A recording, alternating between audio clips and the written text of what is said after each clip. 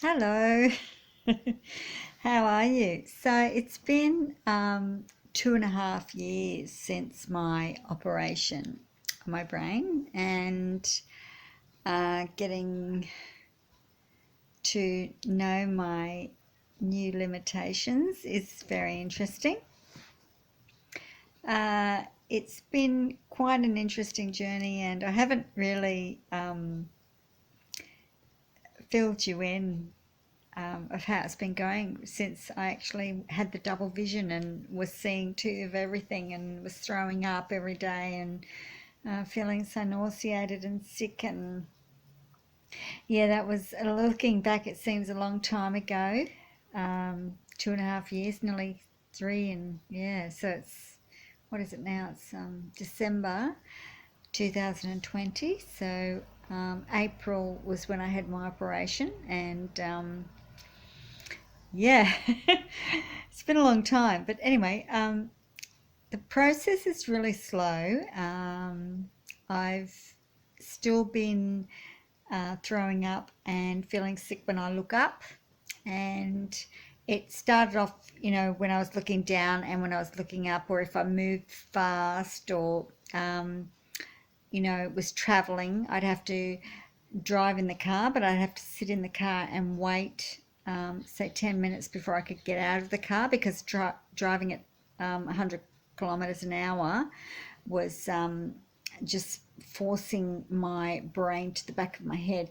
And of course, when you stop, it's like whoomp. So it's a big thing for your brain to recognize and to adjust to stopping once you've been traveling on the highway at 100 kilometers an hour. So I just wanted to add on a few things. So here and there, I might just pop in and say this or that. Okay, so when I first had the hemangioblastoma out from the back of my brain, which was attached to my vein, my brother was taking me to my doctor's appointments and to the hospital, and trips out and things like that. And Karen was taking me shopping, things, that type of thing, to get my brain used to normal functionality. And especially with my brother, because we were driving on the highway, which was 100 kilometers an hour at times, we noticed that when I stopped, that my brain was still going forward. And it meant that when we stopped, I just had to slow down. So I had to sit in the car, sometimes close my eyes, just relax and just wait for that whole turning or moving thing. It was as if I was just still going forward. And like when you're a little kid and you go round and round in circles, and it's a lot of fun. And when you stop, your whole body's still turning. It's sort of like that, except going forward. So I was doing that. And after the 5.5 months or so that I stayed with my brother and his wife, and they took so much good care of me. Oh, thank you, thank you. Thank you, thank you. I went home and started doing my own recovery process, which was really survival mode. I was just cooking and washing, cleaning my body, just those types of things. It wasn't much, but it was just a functioning motion. Well, then before my eyes went back together, it was about a year or so, and I wasn't allowed to drive, so I had to walk everywhere for a year.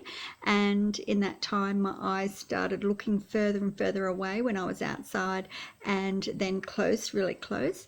And that's what you've got to do to start your eyes working together, because they just seem to want to work separately, and that's why you get the cross-eyed sort of thing happening.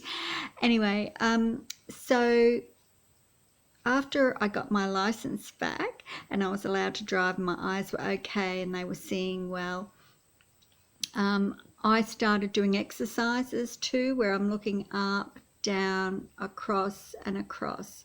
So I'm doing all these types of exercises, touching my nose, looking at my finger, that type of thing. All these things started improving my vision, and it was then that I realized that when I drove, the same thing was happening to me, and this was a year and a half later, you know, that I'm still getting these symptoms of continuing to flow after I'd stopped moving. It does happen, so just sit there. If it's happening to you, relax into it.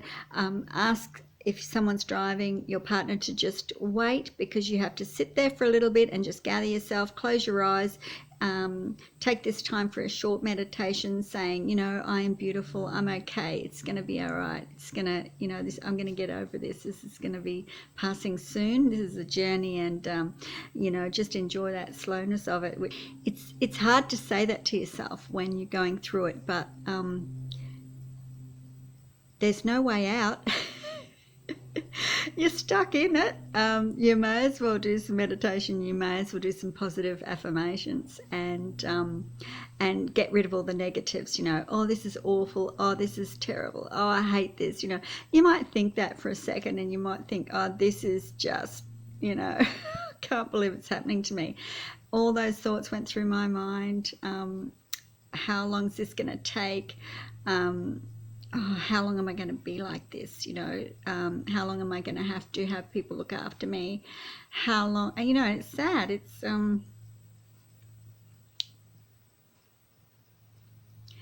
you do wonder when it's going to come good. And anyway, I've got my emotions back this year. So the start of 2020, February, March, started getting emotions, and I didn't have emotions before that, which was really good when you're actually trying to struggle to survive and recover.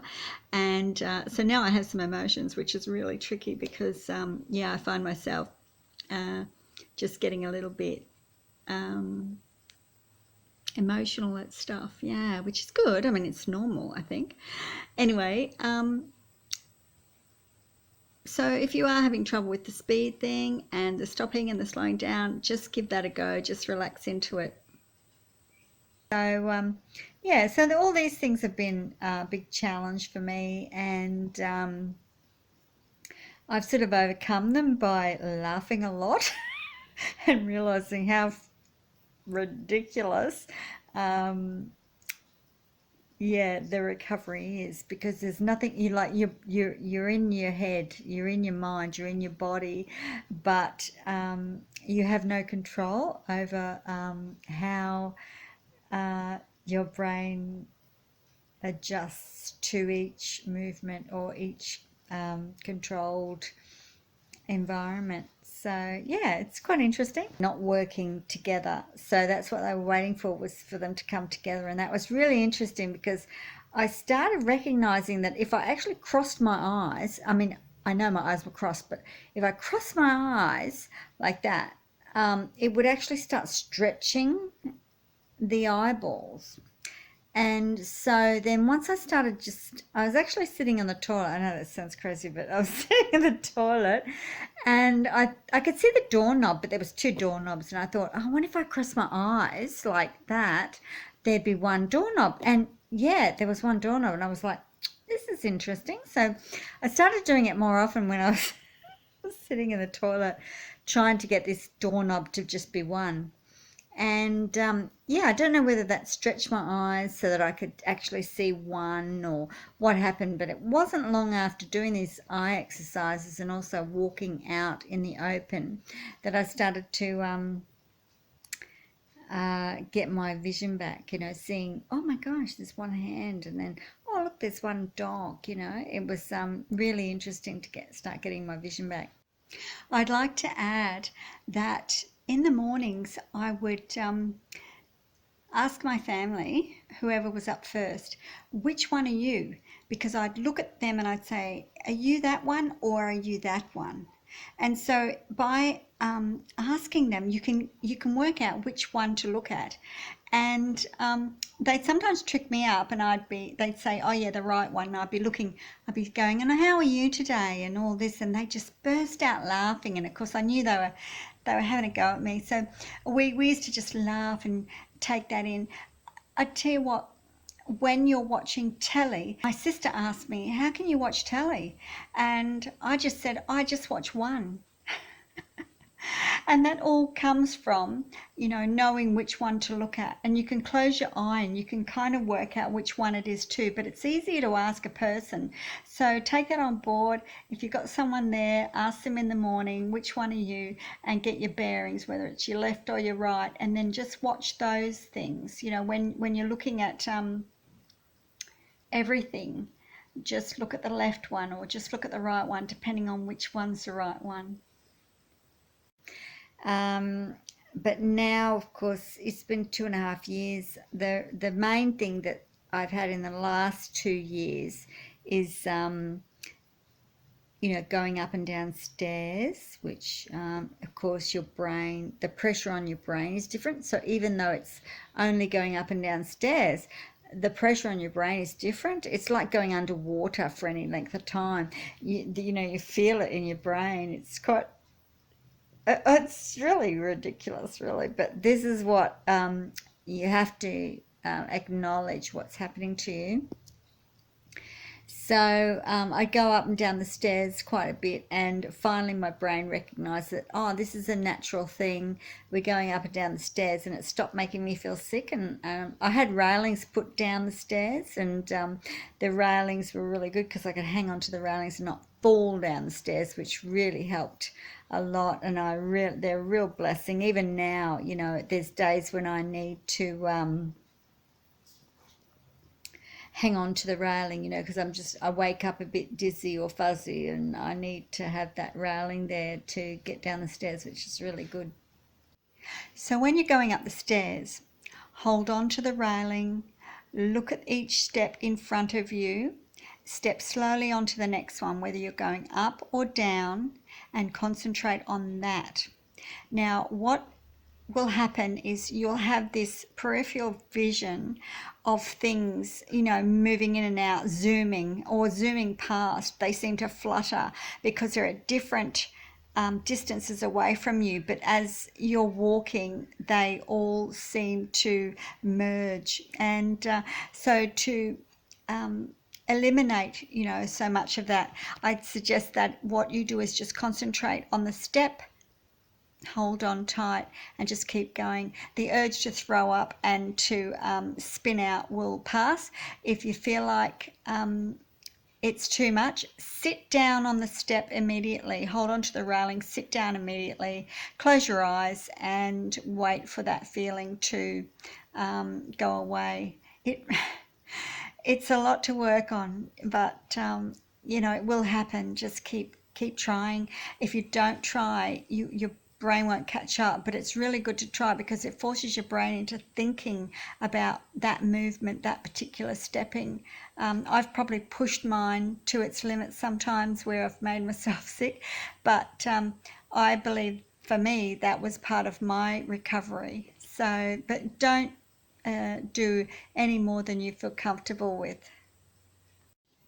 Also, when you're doing these movements, when you continue to do the same movement over and over again, when you get round to doing that particular thing, like walking up the stairs or down the stairs, your brain starts to recognize that pattern that yes, you have done this before. Yes, you can do this. These were the feelings that were associated with that movement.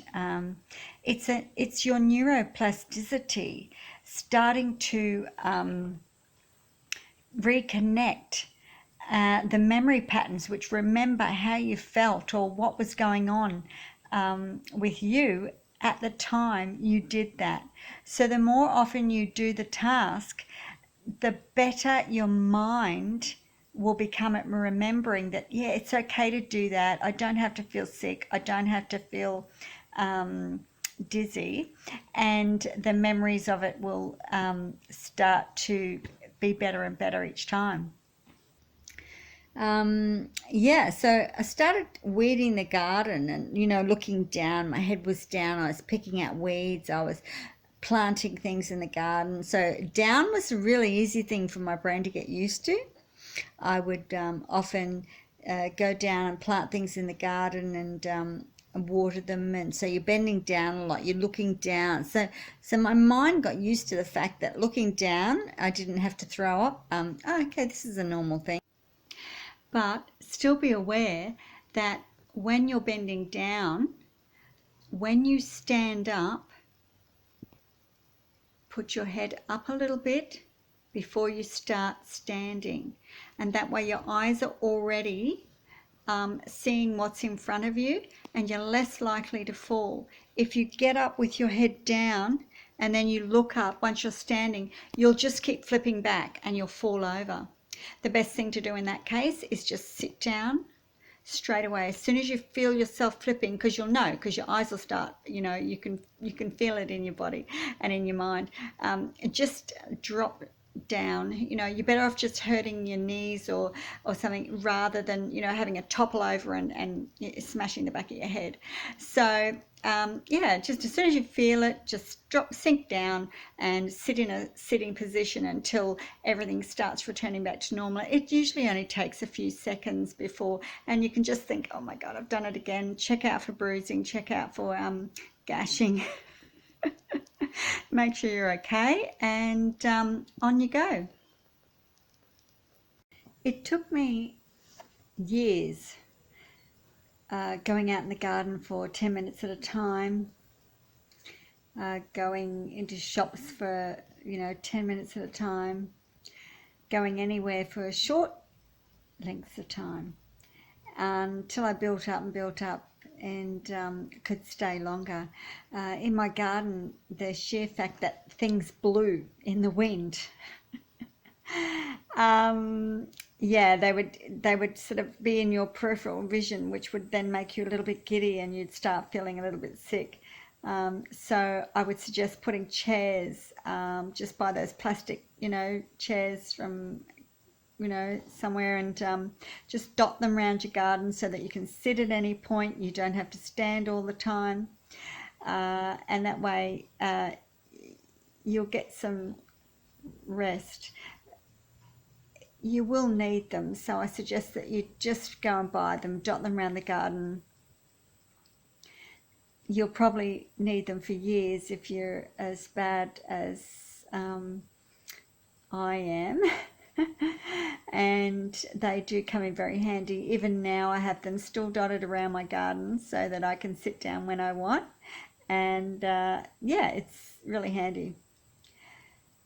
So yeah, at the shops with the shelves coming in on me, and feeling like they're all collapsing into the middle of the aisle, that stopped, but I still get very disorientated because there's so much on the shelves and you're looking at them, and there's like 50,000 products there, and they're all different colors, all different patterns, all different shapes, sizes, everything. It can be overwhelming and you get tired. So if you're out and about, you're feeling tired, feeling dizzy, you're feeling any of those things, leave the store. If you're with someone, let them finish. If not, just go and sit down somewhere and have a break. Close your eyes and just let your brain slow down, because there's so much out there. It's trying to catch up with what's going on with your vision. So yeah, even a year into it, 2 years into it, I still have to remind myself, slow down. It's okay. Stop, rest, recuperate. And that way you will then be ready to charge those batteries up for another time, and it's okay. Just tell yourself, it's okay if I sit here all day on the lounge and watch telly, which isn't really good for you. You should go out every now and then, out into the yard, look out into the open, look up the street, walk out to the letterbox, walk around the garden, do all those things as well. Don't just sit in front of the telly. Telly's not good for you, but it does work as a distraction from it all. And watching TV is okay too when you're first recuperating, because it does take your mind off all the other things, but it's not really good for your brain and your coordination. So do get up and move around. Looking up still became a problem because you don't look up as much as you look down. I found out. And so when I was hanging clothes on the line, or looking up at an aeroplane, or anything up, my head would start spinning, and it'd be like when you're drunk, you just start spinning and spinning out of control and you can't do anything about it. Yeah, that's pretty bizarre, but that's what it's all about. I can smell my dinner's cooking. I got butter chicken, no chicken, chickpea butter. Does that make sense? Anyway, vegetarian, you'll get it one day. I've got a recipe, go online, you'll see it there eventually. So, yeah, that's what the main thing was. So I started having to look up. So basically when I'm sitting down, if I look up, I'm fine. I just have to get used to looking up. So when I look up, if I'm sitting down, it's a lot easier than when I'm standing up. So I started doing that. I started doing yoga. So a little bit of downward dog, straight into plank, then back into cat, cow, child pose. Then out of child pose back into plank. I do a few little manipulations with my legs which help my hips. But back into plank, back into downward dog, and then up again. Now all these things were helping my brain to actually recognize down, up, down, up. So with a bit of cobra thrown in there, that was really, really good. So I have a little routine. Anyone who's had, a Haemangio Blastoma removed or would like to know those steps, I'll let you know at another video which I'll do on yoga that's been helping me with my recovery. Yeah, so it's been huge. I'm not falling backwards every time I go to hang things on the line all the time. Still, I have a day where I wake up feeling sick and, I can't do those high or looking up things. But I'm sure that will pass too. So it's a matter of just doing it over and over, repetitive. Do it while you're sitting, look up while you're sitting. Don't look up so much while you're standing because you're likely to just topple over and fall over, and which I've done, and I've got quite a few bruises and scratches and cuts to show. It's just awful. And hilarious, because you're lying on the ground after you've done this spinning thing like you're drunk, and you can't get up. You can't. You're just lying there like, oh God, okay, just wait for your head to stop spinning and then you'll be okay. And then you can slowly crawl onto your, fours and then sort of stand up. So, yeah, it's not much fun, but it happens and there isn't much you can do about it. But anyway, so I'm just filling you in on just what's been happening briefly. I'm not going to make this too long, but I'll talk to you another time and tell you how I'm doing. Bye.